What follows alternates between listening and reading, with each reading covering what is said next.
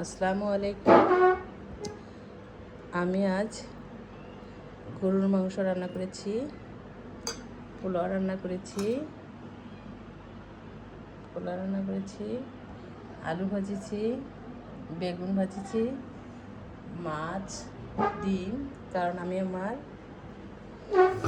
ভাইয়ের শালার বউকে দাওয়াত করেছি, তাই আজ আমি এগুলো রান্না করেছি। তাদেরকে এখন খেতে ডাকবো।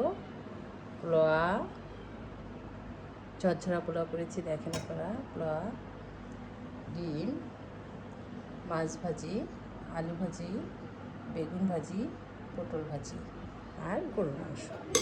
এগুলো দিয়ে আমি আমার আত্মীয়কে খাওয়াবো। আমার আত্মীয়কে এখন ডাকবো। ডাকার আগে আমি একটু ভিডিও করে দিচ্ছি।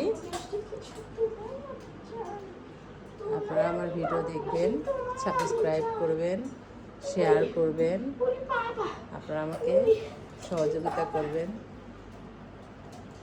এই আশায় করছি। আল্লাহ হাফেজ।